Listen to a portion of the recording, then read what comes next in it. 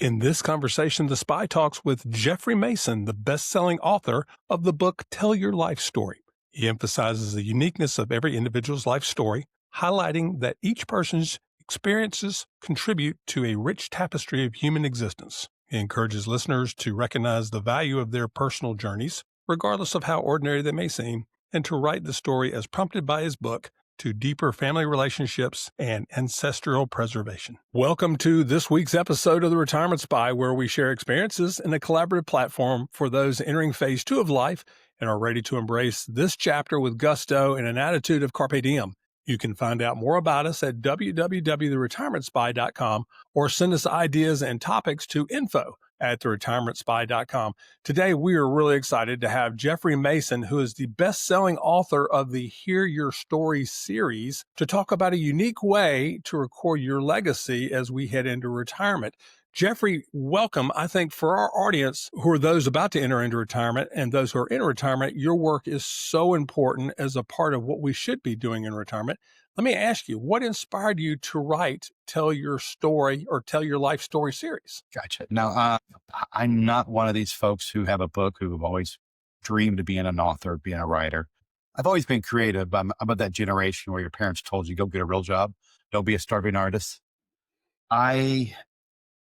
In 2018, 2019, my dad was in the middle of getting stolen from us by Alzheimer's.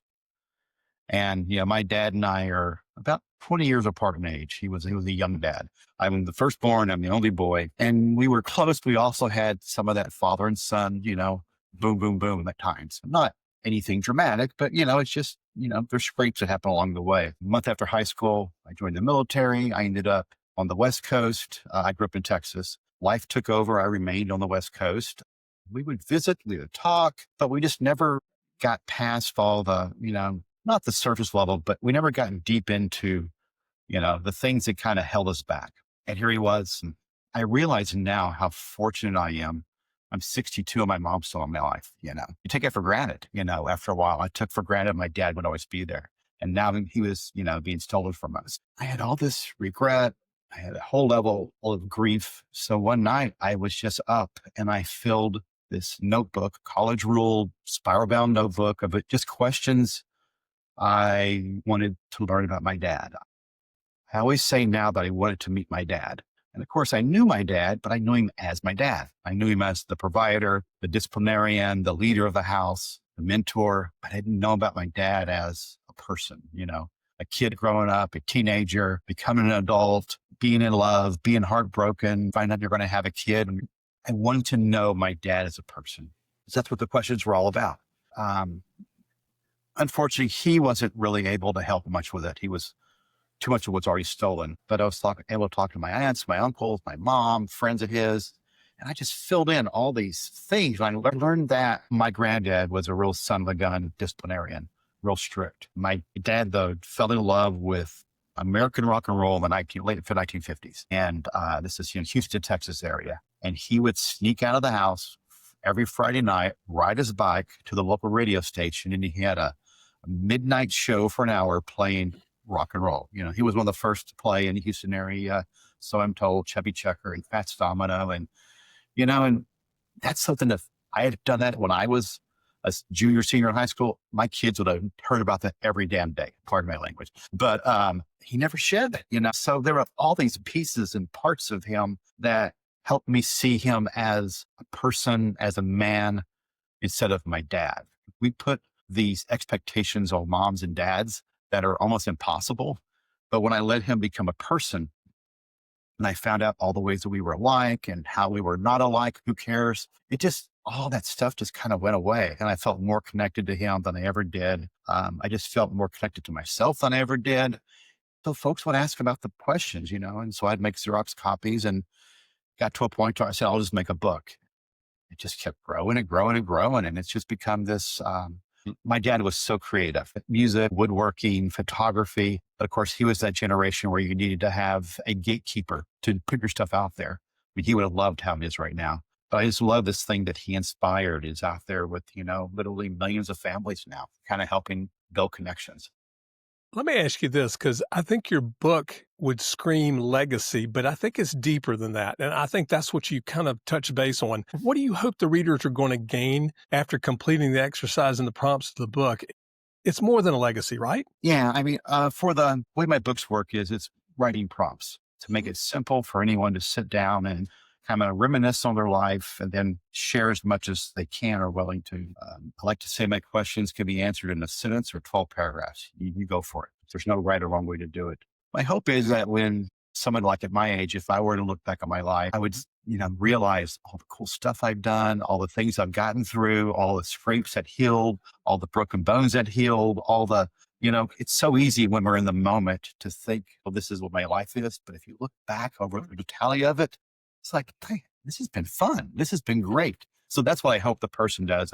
They realize how grateful they can be, how excited they can be, how strong they are. And then I hope, if typically the book is given by a son or a daughter to their parents, they'll get it back. And my hope is I use the word connection all the time. We like to say we're connected because of these silly phones. We're not, we don't talk, we text. We don't, I mean, no one sits down across a table as much as we used to and just share. It just feels like because everything is so two dimensional when now we communicate.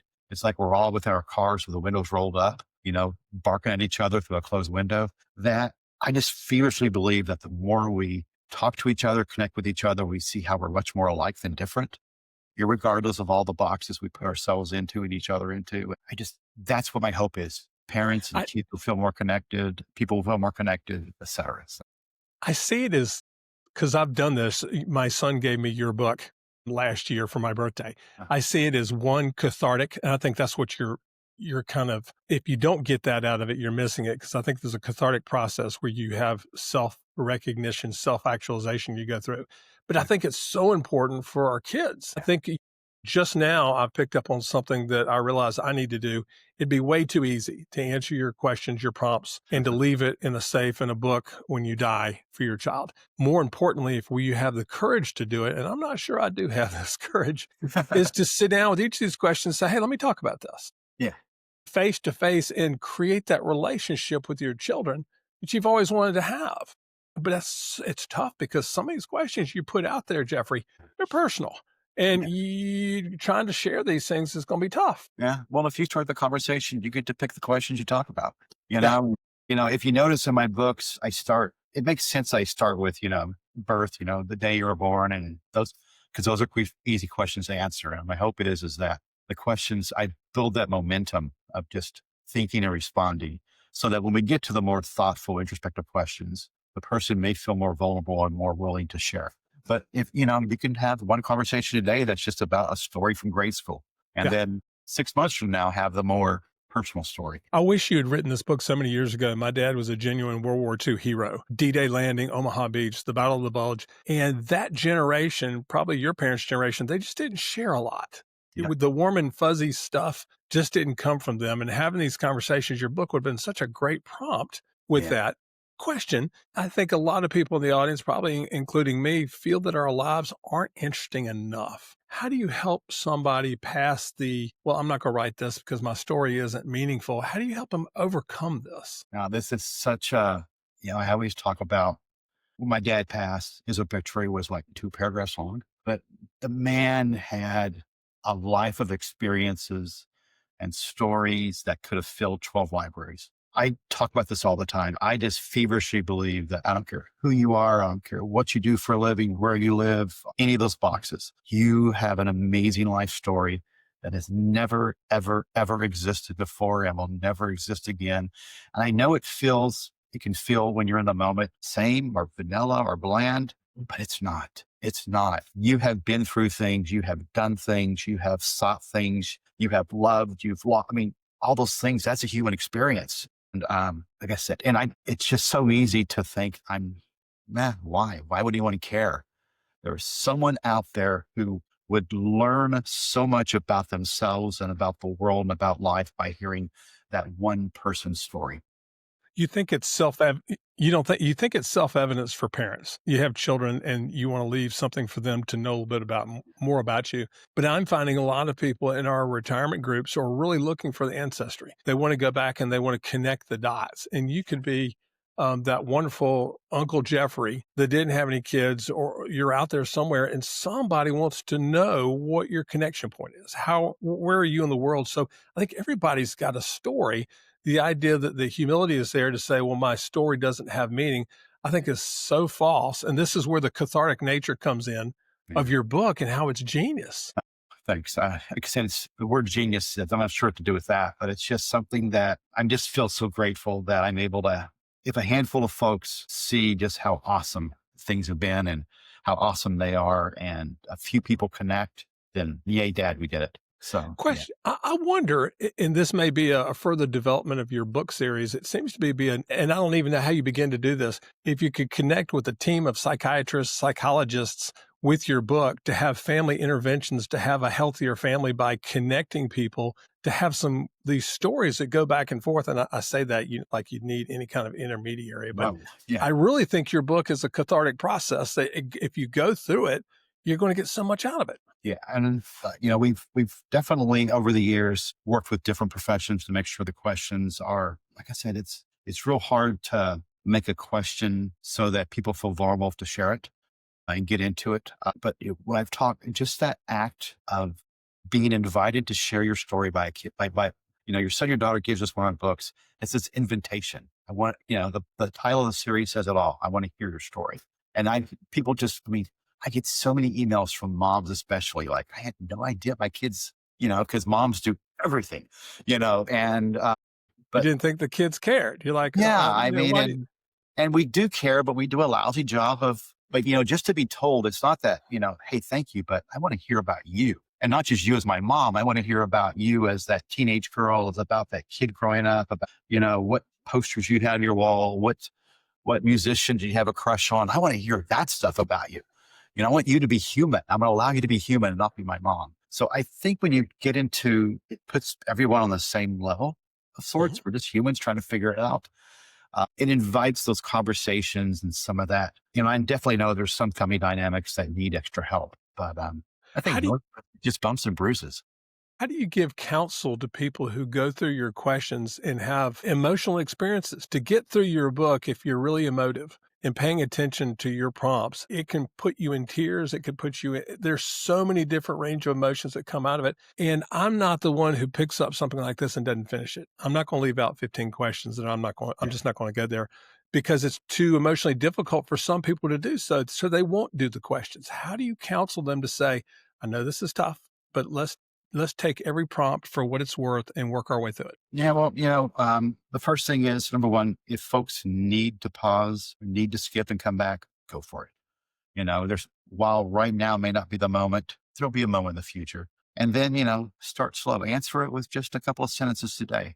Come back and look at it and go, okay, now I'm going to add on. Now I'm going to add on. It's just that sometimes it's a little by little get you there. Sometimes you just jump in the cold water and see what happens. We're right now working on a book. You mentioned your dad in World War II. We're working on a book for veterans to talk about their story of being a veteran. And it's interesting. The VA for decades now has used journaling to help soldiers kind of work through the things that happen during their amazing service. And just by we take all that stuff in our noggin and you put it on words in front of you on paper. The professionals talk about how it almost makes, because up here it's so big and so scary and so huge. You put it on paper, it's contained, it's controlled. It's okay, I can do this. I can deal with this. I see what I've done. So it's that I have a way you can type these things out, but I want you to write. It's the exercise of the hand moving. It just pulls all that anxiousness and that worry and that regret and all those feelings out of you. And it just it captures it on paper. So that's what we see also. So what are the common mistakes people do when attempting to write this life story? And I'll tell you, I'll share the secret. I am trying to block off time to do so because it can be overwhelming when you look at these questions. And I'm going to say, okay, I'm going to spend 5 hours or 5 minutes a day. I'm going to spend 1 hour this week. Everybody's got a different way to do it. From the author himself, how would you recommend people tackle what looks like a giant elephant? Yeah, well, it's funny. I occasionally people will have these comments of, my kid just gave me homework, you know? Yeah. And I get that. I mean, there's Payback's hell. 200 questions. More simple, some are easy. But once again, if you can accept the idea that this is a request, an invitation from your son, your daughter to learn about you, it's not just a gift that they figured out for dad who's impossible to buy for usually. It's an invitation. It's hey, I really want to learn more about you. And if you accept that, wow, no, we dads, we rise to it. When our kids say, I really need this from you, we rise to it. So be a dad. Your kid is saying, gosh darn it, I want to know more about you. Share. I will get emails from folks who talk about, it's almost always the dad in this scenario. One of our books a few years back, and sadly dad had passed, and they're going through things and they'll find the book and it's been filled out. And they talk about how their mind is no longer focused on the loss, but they're focused on the life, and if you can we've all gone through grief. And if you can give these people who you love more than yourself, your family, your child, that one bridge to manage grief when you're gone, because we're going to go, what a gift that is, and then you're no longer just that my dad, they can share with their kids who you are and what you went through. And we can see how over the decades, we're all kind of connected. We're all just figuring it out. Let me ask you, how much creative license should someone take in describing their events from a decade ago, opinions and facts? And I say this, I'm thinking one family member in particular has the rose-colored glasses that I would question as a man of integrity that this is the truth. In other words, let's paint the best picture of my relative in question as opposed to, all right, this is what really happened. Yeah. Well, we all have our perspective, and you definitely should try to be as close to what actually happened as possible. But there's also that realization that over the time, things get a little gauzy. We remember things from our perspective. We remember how, we always say there's two sides. Oftentimes we only talk about our side. So I don't know if it's even possible to have the true, who, what, why, when, where, and how, these days, I think there will always be that flavor. But my guess is your child is the way you share your story is the way you've shared every story for their life. And they'll get it. They'll get it, but. Yeah, I think the tough part is in our sensitive society nowadays, a question is, how do you write about your family members? Or a question that may say, how come you never got along with Uncle Bob? Yeah. How do you share these important legacy stories without harming other relationships, harming the family tree, and breaching privacy? Yeah. Is there a sensitive way to do that? When we try not to get into, I try to avoid on purpose questions that get into the finger pointing and the blame casting. When people ask me about this, what I basically say is, go grab yourself a separate little journal or notebook, write all that stuff in there, and write the finger pointing, the blame casting, and just lock it away and move on. I mean, we all want to be forgiven, but we are slow to forgive. And I love that idea that until we've forgiven someone, we are carrying that thing around inside of us. That's taking up space for that. Something else could be there. So just write all that stuff out, go for it, and then just lock it away and say, Bob, you're a son of a X, but I'm not going to let you own me anymore. I'm going to move on. So here's your idea for your next book, and I'll take a royalty on this if you'd like to give it to me. You've got two different books. One's the truth that you're leaving as legacy for the kids. One is a cathartic exercise where you're really telling it like it is, and everybody has to burn the book at the end so that you'll have a perpetual flow of books that keep coming. Yeah, and I know they always say talk about things that make it better, but sometimes I think talking about it and focusing on it just puts more wood on the fire. Yeah. I don't know if it actually takes away the harm you felt from a past event by continuing to bring it up. I think you bring it up once, and then, like you said, you snuff it out. You pour water on it, and then you move on because it's done. It's the past. The forgiveness you give is not for yourself. It's for for other people. It's truly for yourself. Yeah. I mean, we're all knuckleheads. We've all done something knuckleheady, on purpose or accidental, and we always tell them, hey, I'm sorry, move on. We should do it for others. So let me ask you, you've done this long enough now. Have you found any unique stories that have moved or surprised you as a result of your books? Gosh, I've gotten emails from folks that talk about they're meeting their birth parent for the first time and they're bringing along one of our books to kind of help the conversation because they, what do you talk about? So many hospice bedsides, families, kids trying to get all the stuff written down. If you look at my book collection, like I have our father book translated into Mandarin Chinese. That's because I got an email from this woman who lives in Canada.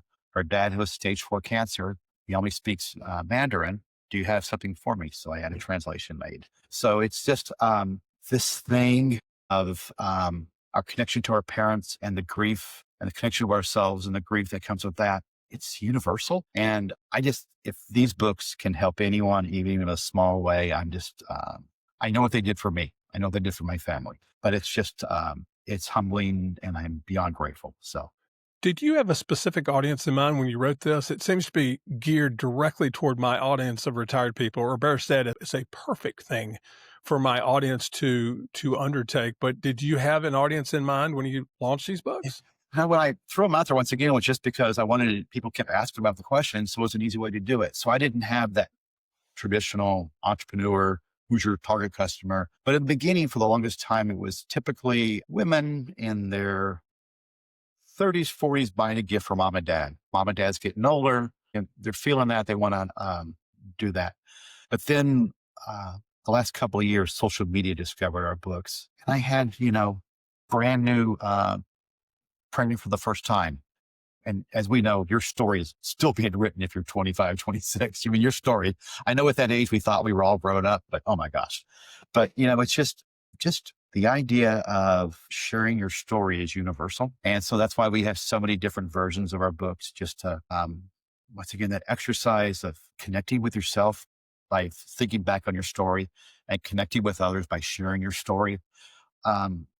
It's so freaking amazing. It's so cool. So, the gift is really for the kids and for the younger generation when they give it to mom and dad. I've done this and it kind of gets put into the library and never acted on. How do you, when you get this gift and you give it to grandpa, grandma, mom, dad, and say, hey, look, this is important to me. I'd like for you to do this. I'm seeing pushback. I see some older people like, look, I don't want to go down this path, or better yet, they start it and they're like, they get to a tough section and it's like, oh man, that prompt just stopped me in my tracks. well, I always, suggest, if you do have, and it's not uncommon for someone to say, this is a lot right now. Well, then just sit down and do the book together. Make it as a conversation. And you can write it or you can come back to it, write it. Because if you truly want to hear about, mom, dads, grandmother, grandfathers, your aunts, your uncles, anyone in your life story, and they don't want to do that activity of sitting down and writing, then use the book as a guide of questions. Or just, this Thanksgiving, sit down with one of our books and instead of focusing on all the things that make everybody grumpy at the table, ask Uncle Bob about, his high school days or, his first car, who he learned how to drive from, or what songs did he love when he was 16. You mentioned earlier, there's this focus on ancestry, and I love ancestry and genealogy. It's all very two-dimensional. It's dates and it's places. Whereas what I hope our books do, it adds all those textures that make us us. The things we love, the things we're passionate about, the songs, the recipes, the first dates, the broken heart, all that stuff make us us. I think if you take the genealogy, two-dimensional stuff, and then you layer it into the stories, now you have this full-fledged person. I mean, everything about them. So that's, just talk, have conversations. I think that's the biggest takeaway I've got of our conversation today. And I'll be honest with you, when I got the book, I was thinking, the question is, when do you deliver the final product? I looked at this as a post-mortem thing. Yeah. I was going to write this, put it in the safe. The day I die, here's a letter and here's a book, and read it at your leisure. I love what you're doing is to say, let's start the dialogue now. There's some questions you just don't want to touch because you don't want to hurt somebody, or you want your children to put you on a pedestal. Because that's what we want to be. And when you start answering some of these questions that are honest, there's a vulnerability there that your children will love. But at the same time, how do you become the patriarch of the family when you're trying to put this image out there? My answer to the question that you can answer for me was, I was going to make this a post-mortem book and just kind of lock it away. But I love what you're doing. If you can be bold enough to participate with it today, is an active process. Yeah. Those are things we give ourselves to be higher. But you have these conversations with your kids, they're going to they're going to put you at that level. I mean, pedestals are built out of toothpicks, but the way your children see you, no matter what, especially when they see you, I'm a dad, and I firmly believe that my kids see me both as a human I am, as well as the dad that I've tried hard to be. We get it. We did it with our parents. You can definitely have that legacy document in the safe for when you do pass, but occasionally just saying, yeah, I was doing that book and there's just one question that came up. It had me thinking. I would love to share it. So just do it a question at a time, instead of, staring at the phone when you're in the car together or listen to a song, say, hey, there's this one question that had me thinking. I'd love to share it with you. So, So, yeah, question, you mentioned a great metaphor that when the kids give these books to the parents, it's like a homework, and yeah, kids like, you got homework to do. How do even the people that are in our audience are busy retirees? They're yeah, probably, what I hear from them is they're busier than they were when they had their 40-hour work week. yeah. How do you present a gift like this that's very overwhelming and what's the roadmap about how to complete this book in a meaningful way so it just doesn't sit on a shelf? Just, make it a priority in the sense that I'm going to set aside 15 minutes a day and just answer a couple of questions. You don't have to sit down and lock away your life. You don't have to go on some writer's retreat and rent a hotel room in the woods and get a cabin by yourself. You don't have to do that. You could just, how cool is it, the idea that I'm going to sit down for 15 minutes a day with me and my life and just think about it and then just write a few things about it, and you don't have to be an amazing writer. Just scribble out some sentences, that share your memory of it, your feelings about that time, for just 15, 20 minutes a day. We can all find that. We waste, you started the conversation with Carpe Diem, and, Seneca talks about in his book, The Shortness of Life. Life isn't short. We just waste the heck out of it, and it's just, and you can find 15, 20 minutes a day to hang out with yourself and your journey, and then pass that on to, once again, you're giving your family this bridge on how to manage the grief when you're going to be gone. And I think what people will find if you have the discipline to say, I'm going to do 5 minutes a day, that Yeah. 5 minutes quickly becomes an hour Yeah. because this is your life you're writing about. And the things that you haven't thought about in 25 years is not only cathartic, it's helpful for your family, and it can become all encompassing when you sit down to do this. And it's such a worthwhile exercise to do. It's Yeah. just And wonderful. we spend so much time as we should, with trusts and wills and last this and, my best wishes. Spend a little time on just sharing your story, so that you continue to live on in a way with your kids, your grandkids, your great grandkids. We've all, when we were kids, run across some book that or some picture of someone who lived long before us, who we're relatives of. It's like, wow, What it's, was this? Who is this? Why is it in Dad's dictionary? yeah, Why did I find this? There's nothing on the back of the picture. yeah. Legacies are being lost nowadays. Yeah, we used to always have, I grew up in the South, Bibles. It was the Bible that was passed down, and it was more than just the words. It was the pictures and it's just like, oh, and, it's like, this is a version of that, it's just, you're passing down you're handing off you. And I promise you, your kids, your great kids, your great grandkids will find some wisdom in your words, find salvation in your words, salvation in the sense that it'll help them get through something, just like you do every day as a dad or as a mom. You try to fix things for your kids, your grandkids, etc. You can still do that when you're gone. How many times in our old age are we're in a precarious situation, a life decision, and we're like, gosh, where's mom? Where's dad? I wish they were here to give me guidance on this. And Yeah. at least with this book, you can look and see what their opinion might have been. You may think what their opinion is, having Yeah. grown up with them, but at least you've got some documentation. Question: Yeah. how has writing this book influenced your own understanding of your life story? Once again, it's just made my perception of it dramatically different. Once again, it's when we look back on the totality of it, it's just like, wow, I've been climbing the mountain pretty well. I've been dealing, I got through some stuff. There's so many things that in the moment, as we all know, it's like, I will never figure this out. I'll never get out of this. We got out of it. We figured it out, and now it's this distant thing, and it just reminds us of once again, how grateful we should be and how strong each and every one of us actually are.